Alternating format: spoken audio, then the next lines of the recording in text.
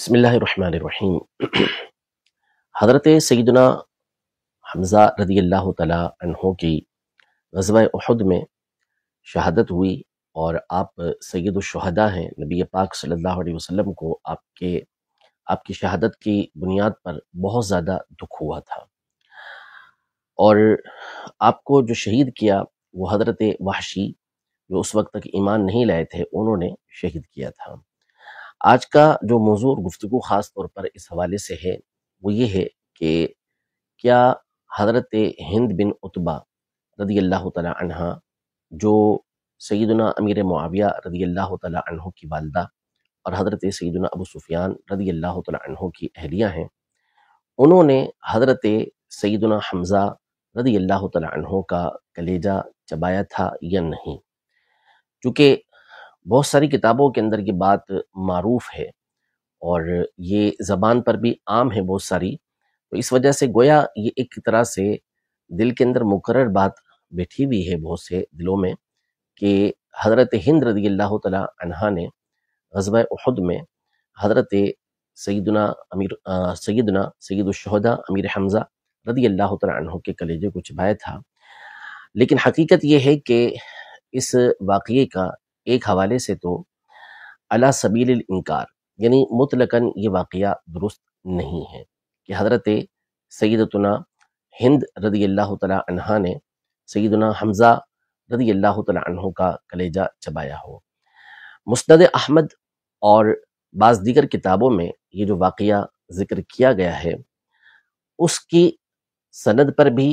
محققین کو کلام ہے، اور ساتھ ہی ساتھ اس کے متن پر بھی علماء کو کلام ہے۔ احادیث صحیحہ سے سیدہ ہند رضی اللہ تعالیٰ عنہا کا اسلام لانا، اور پھر اس کے بعد شارحین کی تصریح کے مطابق اور خود نبی پاک صلی اللہ علیہ وسلم کی صراحت کے مطابق آپ کا ایمان یہ بہترین ہوا، اور آپ کے دل میں نبی پاک صلی اللہ علیہ وسلم اور آپ کے گھرانے کی حد درجہ محبت یہ بڑھتی ہی گئی۔ انشاءاللہ اس پر صحیح بخاری شریف کی حدیث بھی پیش کرتے ہیں۔ پہلے جو حدیث پیش کی جاتی ہے مسند احمد سے، جس میں اس بات کا تذکرہ موجود ہے کہ حضرت ہند رضی اللہ تعالیٰ عنہ نے سید الشہداء سیدنا امیر حمزہ رضی اللہ تعالیٰ عنہ کے کلیجہ مبارکہ کو چبایا تھا، تو اس میں جو سند کے اعتبار سے کلام ہے وہ یہ کلام ہے کہ یہاں پر ایک راوی ہیں اس سند کے اندر جن کا نام ہے عطا بن صائب۔ یہ راوی فی نفسی ہی ثقہ ہیں، اچھے راوی ہیں، لیکن ان کو آخر زمانے کے اندر خلط واقع ہو گیا تھا، یہ مختلط ہو گئے تھے۔ یعنی یہ ایسے راوی تھے کہ ابتدائی دور کے اندر ان کا حافظہ بالکل درست تھا، لیکن جب عمر بڑی اور آخری ان کا دور آیا تو اس میں ان کے حافظے کے اندر خرابی واقع ہو گئی تھی۔ اب یہاں اصول یہ ہے، ضابطہ یہ ہے کہ ایسے راوی کی جو روایت ہوتی ہے، حدیث ہوتی ہے، وہ روایت معتبر ہوتی ہے جو ان کے حافظے کے خراب ہونے سے پہلے جو راوی ان سے روایت کرتے ہوں، ان راویوں کی روایت تو معتبر ہوتی ہے، درست ہوتی ہے، کہ تسلیم کیا جائے گا کہ حافظہ خراب ہونے سے پہلے ہی انہوں نے روایت کیا، اب یہ جو آگے روایت کر رہے ہیں وہ روایت ٹھیک قرار پاتی ہے۔ اور وہ راوی کہ جو ان کے حافظے کے خراب ہونے کے بعد، اختلاط کے بعد روایت کر رہے ہوتے ہیں، ان کی روایت معتبر نہیں ہوتی۔ تو یہاں جو اس واقعے کی جو سند ہے جس میں عطا بن صائب راوی ہیں جن کا حافظہ خراب ہو گیا تھا، ان سے روایت کرنے والے حماد بن سلمہ نامی راوی ہیں، اور حماد بن سلمہ یہ راوی عطا بن صائب سے جو روایت کرتے ہیں، اس حوالے سے محققین نے اس بات کی تصریح کی ہے کہ آپ حضرت عطا سے اس وقت بھی روایت کرتے تھے جس وقت آپ کا حافظہ خراب نہیں ہوا تھا، اور آپ نے اس وقت بھی حضرت عطا سے روایت کی جس وقت ان کا حافظہ خراب ہو چکا تھا، یعنی دونوں زمانوں کے اندر آپ نے روایت کی ہے۔ حافظ ابن حجر عسقلانی رحمۃ اللہ تعالی علیہ کی کتاب ہے تہذیب التہذیب، مشہور کتاب ہے، جلد نمبر اس کی 9 اور صفحہ نمبر 125 اور 26 پر آپ نے پہلے بہت تفصیل کے ساتھ ان کے بارے میں لکھا، اور آخر میں آپ نے نتیجہ بیان فرمایا کہ فتحصل لنا من مجموع کلامہم ان سفیان الثوری وشعبۃ وزہیرا وزائدۃ وحماد بن زید وایوب عنہ صحیح، یعنی علماء کے کلام سے جو بات ہمارے سامنے واضح ہوئی ہے، جو حاصل کلام نکلا ہے، وہ یہ ہے کہ حضرت سفیان ثوری، حضرت شعبہ، حضرت زہیر، زائدہ، حماد بن زید اور ایوب جب ان سے روایت کریں تو وہ روایت ٹھیک ہوتی ہے۔ ومن عداہم یتوقف فیہ، اور جو ان کے علاوہ روایت کریں ان کے بارے میں توقف کیا جائے گا، یعنی ان کی روایت کو صحیح قرار نہیں دیا جائے گا، قبول مطلقاً نہیں کیا جائے گا۔ الا حماد بن سلمہ، سوائے حماد بن سلمہ کے،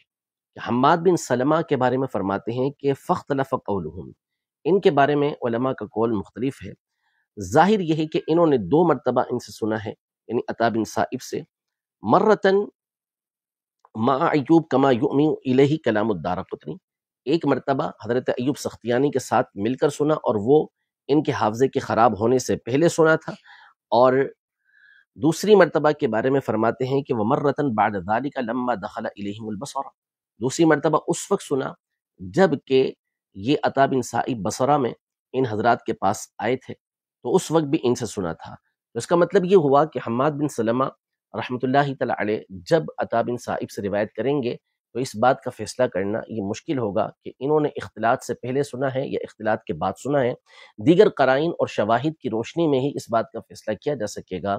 کہ حماد بن سلمہ کا اس مقام پر جو سما ہے وہ ٹھیک بھی ہے یا نہیں ہے، یعنی اختلاط سے پہلے کا ہے یا اختلاط کے بعد کا ہے، تو لہذا اس کی سند کے اندر یہ کلام پیدا ہو جاتا ہے۔ پھر اس کے بعد اس متن کے اندر، یعنی جو مسند احمد کی روایت ہے، اچھا پھر دوسری بات یہ کہ اس حدیث کو امام حیثمی رحمۃ اللہ تعالی علیہ نے، جو بھی سند کی میں بات کر رہا تھا، امام حیثمی رحمۃ اللہ تعالی علیہ نے مجمع الزوائد کے اندر اس حدیث کو ذکر کیا، اور اس کے بعد فرمایا کہ رواہ احمد، اسے امام احمد نے روایت کیا ہے، وفیہ عطاء بن الصائب وقد اختلط، یعنی اس کو امام احمد بن حنبل نے روایت کیا اور اس میں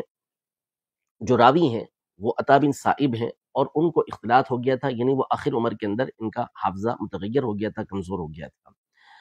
حالانکہ امام حیثمی رحمۃ اللہ تعالی علیہ نے ایک نہیں دیگر مقامات پر اس بات کی صراحت کی کہ حماد بن سلمہ نے عطا بن صائب سے اختلاط سے پہلے سنا ہے،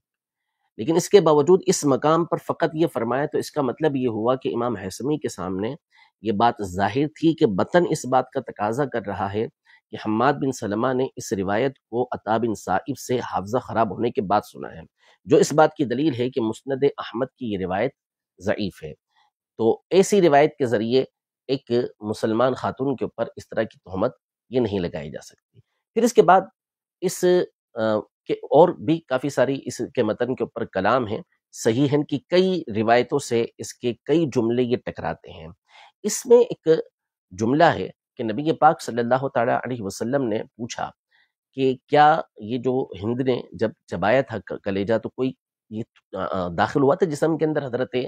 حمزہ رضی اللہ تعالی عنہ کے جسم کا کوئی حصہ؟ تو ان لوگوں نے کہا نہیں، اس نے تھوک دیا تھا۔ تو نبی پاک صلی اللہ علیہ وسلم نے فرمایا کہ اللہ کی یہ شان نہیں کہ حمزہ کے جسم کا کوئی ٹکڑا یہ جہنم کے اندر داخل ہو، یعنی اگر وہ چبا جاتی، جسم کا کوئی ٹکڑا کلیجہ جو ہے وہ ان کے پیٹ کے اندر جاتا، تو گویا کہ اگر یہ جہنم کے اندر جاتی ہیں تو پھر حضرت حمزہ رضی اللہ تعالی عنہ کے جسم کا ایک حصہ یہ جہنم کے اندر گیا۔ نبی پاک صلی اللہ علیہ وسلم نے فرمایا کہ ایسا نہیں ہو سکتا کہ حضرت حمزہ کے جسم کا کوئی حصہ اللہ پاک جہنم کے اندر داخل فرمائے۔ اب اس کا تقاضا یہ ہوا کہ حضرت ہند رضی اللہ تعالی عنہا جو ہے یہ ایمان لے کر نہیں آئیں گی، حالانکہ یہ سری روایتوں کے واضح طور پر خلاف ہے۔ صحیح بخاری شریف کی حدیث نمبر 3825 امام بخاری رحمۃ اللہ تعالی علیہ روایت کر رہے ہیں کہ حضرت ہند رضی اللہ تعالی عنہا یہ نبی پاک صلی اللہ تعالی علیہ وآلہ وسلم کی بارگاہ میں حاضر ہوئیں اور آخر عرض کی، یا رسول اللہ صلی اللہ تعالی علیہ وسلم، ما كان على ظهر الارض من اهل خباء احب الي ان يذلوا من اهل خبائك ثم ما اصبح اليوم على ظهر الارض اهل خباء احب الي ان يعزوا من اهل خبائك، قالت وايضا والذي نفسي بيده، یعنی اس کا معنی یہ ہے کہ یہ بارگاہ رسالت میں حاضر ہوئیں جب مدینہ منورہ میں نبی پاک صلی اللہ علیہ وسلم تشریف فرما تھے، اسلام لا چکی تھی فتح مکہ کے موقع پر، ایمان لانے کے بعد، اور پھر مدینہ منورہ میں یہ حاضر ہوئیں اپنے شوہر حضرت ابو سفیان کے ساتھ۔ پھر نبی پاک صلی اللہ علیہ وسلم کی بارگاہ میں حاضر ہوئیں اور حاضر ہو کر عرض کیا، رسول اللہ صلی اللہ علیہ وسلم، ایک دن وہ تھا کہ جب آپ اور آپ کے گھرانے کے حوالے سے کوئی ایسا گھرانہ، کوئی ایسی شخصیت موجود نہیں تھی کہ جس کے بارے میں مجھے یہ پسند ہو کہ یہ نعوذ باللہ زمین میں سب سے زیادہ رسوا ہو. یعنی آپ لوگوں کا رسوا ہونا، آپ کا اور آپ کے خاندان کا، یہ سب سے زیادہ مجھے پسند تھا کہ سب سے زیادہ رسوائی ہو. اور آج کا دن وہ ہے کہ مجھے سب سے زیادہ یہ بات پسند ہے کہ آپ اور آپ کے گھرانے کو عزت حاصل ہو. یعنی تبدیل ہو گیا، دل تبدیل ہو گیا نبی پاک صلی اللہ تعالیٰ علیہ وسلم پر ایمان لانے کے بعد، کہ پہلے نعوذ باللہ رسوائی چاہتی تھیں، لیکن اب سب سے بڑھ کر یہ چاہتی ہیں کہ نبی پاک صلی اللہ تعالیٰ علیہ وسلم اور آپ کے گھرانے کو عزت اور سرخ روئی حاصل ہو. نبی پاک صلی اللہ علیہ وسلم نے فرمائے کہ وہ ایضاً. اب اس ایضاً کا معنی کیا ہے؟ تو کئی شارحین کے اس میں تفصیلات موجود ہیں. امام بدر الدین عینی رحمۃ اللہ تعالی علیہ اس کا معنی یہ ارشاد فرماتے ہیں کہ ایک اس کا معنی یہ ہے کہ وَأَيْضًا سَتَزِيدُ فِي ذَلِكَ وَيَتَمَكَّنُ الْإِيمَانُ فِي قَلْبِكَ فَيَزِيدُ حُبُّكَ لِرَسُولِ اللَّهِ صلی اللہ علیہ وسلم. یعنی اس کا ایک معنی یہ ہے کہ یہ محبت اور بڑھے گی اور ایمان جو ہے تمہارے دل کے اندر اور مضبوط ہو جائے گا، اور مضبوط سے مضبوط ہوتا چلا جائے گا، اور تمہاری رسول اللہ صلی اللہ تعالیٰ علیہ وآلہ وسلم سے محبت بڑھتی جائے گی. یعنی خود نبی پاک صلی اللہ تعالیٰ علیہ وآلہ وسلم نے ان کے ایمان اور ان کی محبت کے اوپر یہ مہر لگا دی کہ ان کی محبت ابھی بھی ہے اور یہ بڑھتی چلی جائے گی. تو فتح مکہ کے موقع پر یہ ایمان لے آئی تھی نبی پاک صلی اللہ علیہ وسلم پر، اور نبی پاک صلی اللہ علیہ وسلم نے ان تمام کے ایمان کو قبول کیا، اسلام کو قبول کیا. اور پھر اس کے بعد شارحین نے واضح طور پر لکھا کہ وہ حسن اسلام ہوا، کہ ان کا اسلام بہتر سے بہتر ہوتا چلا گیا. تو اب کوئی ایسی بات نہیں ہے کہ جس کی بنیاد پر ان کے اوپر تہمت لگائی جائے یا نعوذ باللہ ان کے بارے میں کوئی بری بات کہی جائے. تو خود نبی پاک صلی اللہ علیہ وسلم ان کی محبت کا، ان کے مضبوطی ایمان کا یہ ارشاد فرما رہے ہیں. تو پھر یہ کیسے ہو سکتا ہے کہ وہ حضرت حمزہ رضی اللہ تعالی عنہ کے کلیجے کو چبائیں اور چبا نہ سکیں تو ان کے لیے جہنم کی وعید ہو جائے؟ ایسا نہیں ہے. اسی بنیاد پر ہمارے ائمہ کی تعداد نے یہ ارشاد فرمایا کہ اول تو وہ روایت سرے سے درستی نہیں ہے. اگر درست ہے ہم اس کو تسلیم کر لیں کہ ٹھیک ہے کلیجہ چبانے والی روایت درست بھی ہو، لیکن جب وہ ایمان لے آئیں تو ایمان لانے کے بعد نبی پاک صلی اللہ علیہ وسلم واضح طور پر ارشاد فرما چکے ہیں کہ اسلام ما قبل جتنی خطائیں ہوتی ہیں اس کو مٹا دیتا ہے. تو اگر وہ روایت تسلیم کر بھی لی جاتی ہے کہ ٹھیک ہے کہ علی سبیل تسلیم اس کو مان بھی لیں، تو جب اسلام لے آئیں تو اسلام لانے کے بعد تو پچھلی خطاؤں کو یہ مٹا دیا جاتا ہے. کفار مشرکین کے لیے قرآن مجید فرقان حمید میں اللہ پاک نے واضح طور پہ فرمایا کہ ان اللہ لا یغفر ان یشرک بہ ویغفر ما دون ذلک لمن یشاء. اللہ پاک اس کو نہیں بخشے گا کہ اس کے ساتھ کسی کو شریک کیا جائے، اس کے علاوہ جس گناہ کو چاہے گا بخش دے گا. لیکن کفر و شرک کی بھی اگر دنیا کے اندر توبہ کر لی جائے تو اللہ پاک اس کو بھی معاف فرما دیتا ہے. تو جب شرک سے توبہ کر لی، کفر سے توبہ کر لی، اللہ پاک نے اس کو قبول کر لیا، نبی پاک صلی اللہ علیہ وسلم نے ان کے عذر کو، ان کے ایمان کو تسلیم کر لیا، قبول کر لیا، تو پھر وہ بہت بڑا جرم تھا اگر تسلیم کیا جائے. حضرت حمزہ رضی اللہ تعالی عنہ کے ساتھ جو معاملہ ہوا، تو اس صورت میں جب کفر و شرک سے توبہ کو قبول کر لیا گیا تو پھر اس جرم سے توبہ کو کیوں قبول نہیں کیا جائے گا؟ یقیناً کیا جائے گا. پھر اس کے علاوہ حضرت حمزہ رضی اللہ تعالی عنہ کے کو شہید کرنے کے لیے انہوں نے حضرت وحشی سے نہیں کہا تھا. صحیح بخاری شریف کے اندر واضح طور پہ موجود ہے کہ حضرت وحشی رضی اللہ تعالی عنہ، یہ جبیر بن مطعم، یہ بھی بعد میں ایمان لے آئے تھے،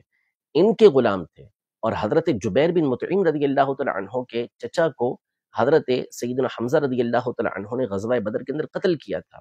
تو اس کے لیے حضرت جبیر بن مطعم، انہوں نے یہ حضرت وحشی کو اس بات کا حکم دیا تھا کہ آپ جو ہے وہ ان کو شہید کریں، حضرت حمزہ رضی اللہ تعالی عنہ کو. تو یہ بھی بعض کہتے ہیں کہ باقاعدہ انہوں نے ہائر کیا تھا حضرت ہند کو، تو حضرت ہند نے ہائر کیا تھا ان کو. تو ایسا کچھ نہیں، یہ تو صحیح بخاری شریف کے اندر موجود ہے کہ خود حضرت وحشی کہتے ہیں کہ مجھے میرے آقا جبیر بن مطعم نے اس بات کا حکم دیا تھا. لیکن یہ سارے کے سارے بعد میں ایمان لے آئے، اور ایمان لانے کے بعد نبی پاک صلی اللہ علیہ وسلم نے واضح طور پہ فرما دیا کہ پچھلی ساری خطائیں یہ اسلام مٹا دیتا ہے، ختم کر دیتا ہے. تو جو کفر و شرک کے گناہ کو اسلام مٹا دیتا ہے تو پھر یہ کتنا ہی بڑا گناہ ہو، اور یہ یقیناً گناہ ہے، اگر یہ ثابت ہوتا تو یقیناً گناہ ہے، لیکن اس کے باوجود جو ہے وہ نبی پاک صلی اللہ علیہ وسلم نے انہیں معاف کر دیا اور ان کے اسلام کو قبول کر لیا. تو اس لیے ایسے واقعے کی نسبت جو ہے وہ حضرت ہند رضی اللہ تعالی عنہا کی طرف کرنا یہ درست نہیں۔